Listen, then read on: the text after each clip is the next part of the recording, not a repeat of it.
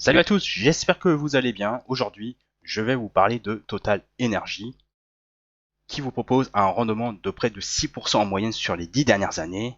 C'est également l'une des actions françaises les plus détenues dans un PEA ou un compte titre. Maintenant, est-ce que ça vaut la peine d'y investir maintenant, alors que le prix du pétrole se trouve chahuté depuis plusieurs trimestres? C'est ce que nous allons voir en balayant d'un revers de main vos doutes sur la solidité de son dividende. Commençons par le taux de couverture des intérêts, qui évalue la capacité de l'entreprise à rembourser les intérêts de la dette. Vous cherchez le résultat opérationnel dans le compte de résultat, ici, puis vous le divisez par les charges d'intérêt, et vous obtenez 20, ce qui est largement supérieur à la limite de 5 recommandée par Benjamin Graham, mentor de Warren Buffett.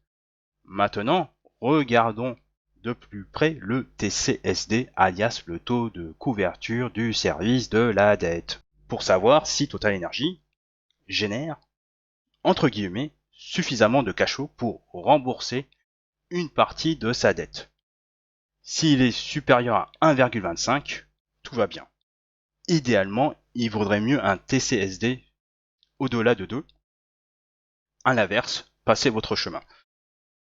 Pour le calcul, vous cherchez le résultat opérationnel, puis vous le divisez par la dette à court terme, qui comprend les échéances obligataires à moins d'un an, les emprunts à court terme et le crédit bail. Ces éléments se trouvent dans le bilan du côté des passifs courants, current liabilities, désolé pour mon anglais, les emprunts à court terme, les échéances obligataires, ici, et le crédit bail. Vous faites la division complète et vous obtenez 2,4. Donc, vous pouvez constater que il n'y a aucun souci à se faire à court terme au sujet du dividende de Total Energy. Autre point important à souligner, vous avez une dette nette sur EBITDA à 0,31 et un retour sur capitaux propres à 18,3%, ce qui signifie que vous pouvez dormir sur vos deux oreilles sur la capacité de Total Energy à augmenter son dividende en 2023 et au-delà. Et si vous êtes inquiet par un potentiel effondrement du prix de pétrole, eh bien son point mort en cash organique se situe à 25 $ par baril. C'est-à-dire que tant que le pétrole ne tombe pas sous ce prix, eh bien la major pétrolière sera suffisamment rentable pour couvrir les charges. Et au moment où je fais cette vidéo, nous avons une belle marge de sécurité.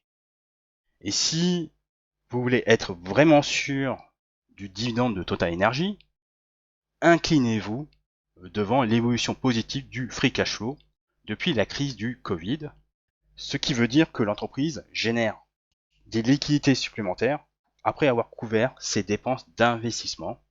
Et en conclusion, Total Energy possède donc une flexibilité financière pour investir dans de nouveaux projets, rembourser ses dettes, distribuer des dividendes aux actionnaires, sans oublier les rachats d'actions.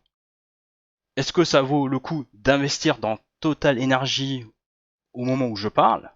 Déjà, attendez la publication des prochains résultats le 27 juillet, et après, évaluez la réaction de son cours de bourse. Si je devais trancher à partir des ratios financiers que je vous ai montrés, Total Energy a les reins solides pour résister financièrement à une récession, qu'elle soit douce ou sévère, et donc Total Energy pourrait aisément augmenter son dividende. Cerise sur le gâteau, la major pétrolière est bien placée pour réussir son virage de la transition énergétique dans le GNL, dans l'électricité, plus particulièrement dans le renouvelable, l'hydrogène, malgré le scepticisme des ONG, et que le support des 51 € soit défoncé ou préservé. Je ne me fais pas de soucis à court terme, ou plutôt, je ne me fais pas de soucis sur les fondamentaux de Total Energy à long terme. Imaginons que la baisse l'emporte. Je pense que c'est une opportunité d'achat à bon compte sous repli en direction des 44 €, non loin de la moyenne mobile à 200 semaines, et avec un rendement qui serait supérieur à 6%. D'autre part, rien ne nous empêche d'initier une stratégie de protection via les options si vous détenez une quantité de titres importante sur Total Energy. Voilà, nous arrivons au terme de cette vidéo. Si elle vous a été utile, n'hésitez pas à mettre un pouce et à le partager sur les réseaux sociaux. Vous pouvez télécharger mes 2 cadeaux surprises, les 7 règles d'or de l'investissement en dividendes et le top 10 des meilleures actions à dividendes pour préparer votre retraite en cliquant sur le lien dans la description sous la vidéo. N'oubliez pas de vous abonner à ma chaîne YouTube pour plus de vidéos sur les dividendes en cliquant sur le logo en bas à droite.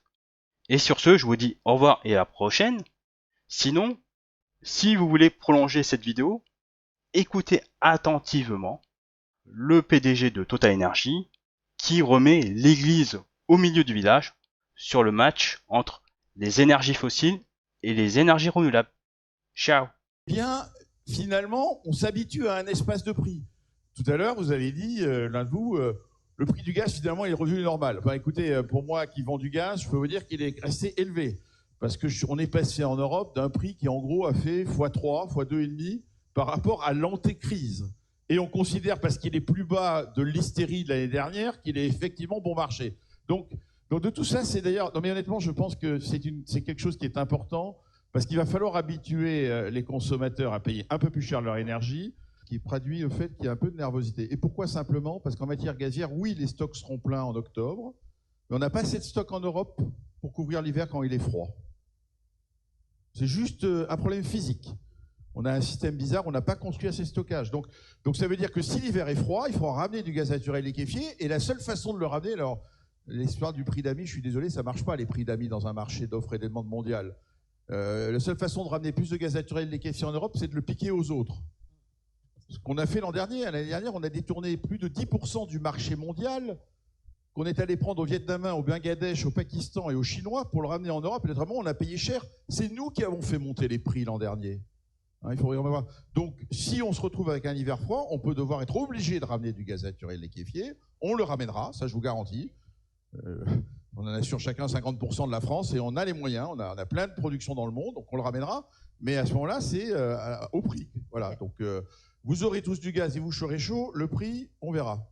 Moi, je prédis que à cause de la transition énergétique et parce qu'on investit moins, en fait, fondamentalement, dans les énergies fossiles, notamment pétrole, le prix du pétrole va rester durablement élevé.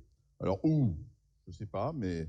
Par contre, le gaz, comme il y a eu de la panique, on est en train de construire des usines. Technip est content, ils construisent des usines de gaz naturel liquéfié partout en ce moment. Donc, à la fin de la décennie, on aura trop de gaz naturel liquéfié.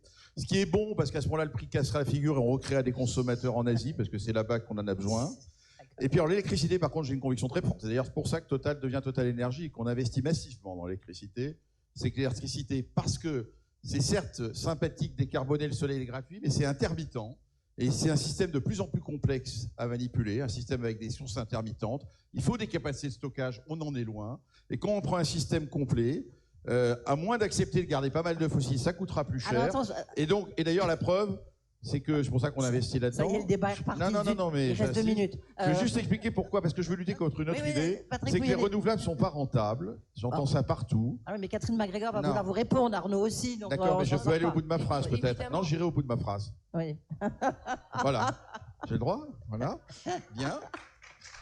Mais vas-y, réponds, comme ça me permettra de rebondir sur ta réponse. Non, mais simplement qu'évidemment, et on n'a pas défini tous les composants du système énergétique, évidemment qu'il faut des actifs flexibles, évidemment qu'il faut investir dans les batteries, évidemment que les centrales à gaz, à partir de gaz décarboné, vont jouer un rôle massif, parce qu'on sait très bien que les renouvelables, ça, en fait, augmente l'instabilité dans les réseaux électriques qu'il faut stabiliser. On voit ça tous les jours. Donc les services ancillaires, les batteries, etc. sont importants. D'accord. Mais c'est tout ce système énergétique. Donc l'électricité décarbonée coûtera plus cher qu'aujourd'hui. Et d'ailleurs, je pense que si tu fais des investissements, tu prends sans doute pas 50 € par mégawattheure comme hypothèse, sans doute beaucoup plus. Sinon, on n'investit pas dans l'éolien offshore en Europe à 50 € du mégawattheure. Ce n'est pas vrai. Et je pense qu'il faut dire la vérité. Et d'ailleurs, la preuve que c'est très bien, je peux vous dire, c'est que maintenant qu'on a un électron, nous on a fabriqué une boîte électrique, je peux dire, on a 20 milliards d'actifs dans l'électricité, donc on commence à savoir de quoi on parle dans le monde. Ces 20 milliards, d'ailleurs on a un résultat positif, on va faire près de 2 milliards de résultats cette année. Donc l'électricité, non seulement il faut y investir, mais en plus on peut y gagner pas mal d'argent. Voilà ce que les leçons. Mais il ne faut pas dire aux gens que parce que le soleil est gratuit, ça va pas être cher. Ça, c'est pas vrai. Ça sera plus cher. Le système décarboné coûtera plus cher. Parce que si tu veux faire de l'électricité... On va demander à Jean-Hervé Lorenzi de prolonger, parce que là... Moi, je voudrais dire